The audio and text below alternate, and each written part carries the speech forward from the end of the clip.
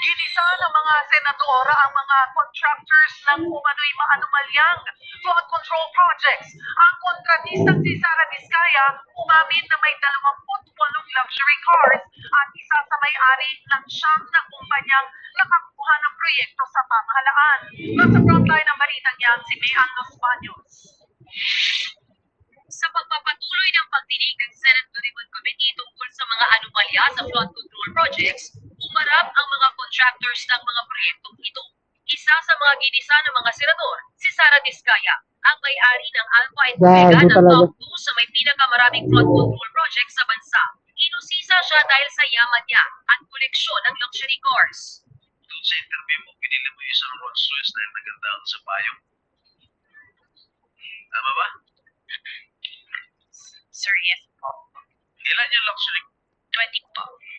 Ang isang sasakyan pa lang tulad ng Rolls Royce, nagkakahalaga daw ng 42 million pesos. This is unbelievable. Ngayon lang ako nakarinig na isang tao, mag-asawa, na ganito, at dami ang kotse na mamahalin ng pera ng gobyerno. Ano ba? Nasaan ang konsensya niyo, madam? Tanong tuloy ng mga senador, kailan nagsimulang kumita ng limpang-limpang bilya? Sa isang panayam kasi, sinabi ni Vizcaya na nagsimula ang buhay niyang magiging konsila ng DPWH. Sa pagdinig, nilinaw ni Vizcaya na hindi sa DPWH kumita.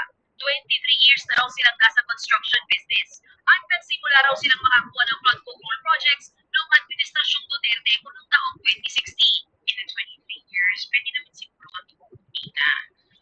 Yung billion, when I said DPWH, because prior to that, they were in local government.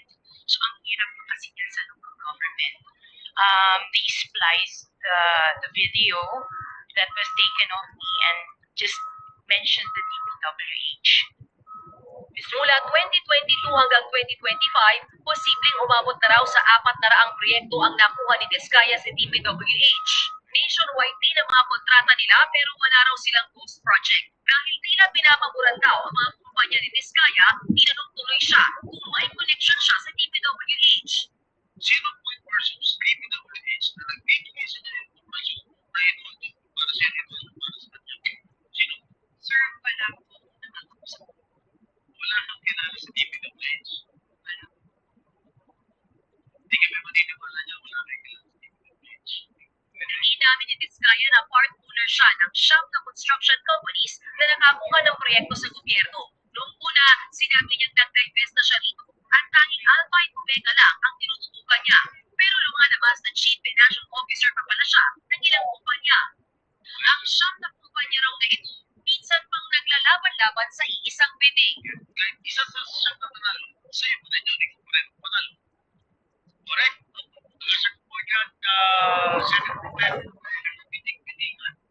Hindi naman makapagsalita ng diretsyo ang may-ari ng Guamo Builders na si Mark Alan Arevalo nang tanungin ng mga senador tungkol sa ilang ghost projects umano sa Bulacan. Alam ng patay. Tinatanong how can my question incriminate you, sir? Muntik tuloy siyang ipakontempt ng mga senador. Ang MG Samitan Construction naman may 250,000 pesos lang na kapital pero nakakuha ng 5 milyong pisong flood control projects. Tinanong din tungkol sa umunoy ghost projects pero itinanggihan ng may-ari na si Marjorie Samitan. Lumulutang na ang mga katotohanan mula sa mga anomalya sa flood control projects pero marami pa rin mga baho ang dapat na halukayin. Hanggang ngayon, hindi pa rin naituturo kung sino-sino ba ang nagpayaman habang nilulunod ang taong bayan. Nagbabalita mula sa Frontline, Mayan Los Baños, News 5.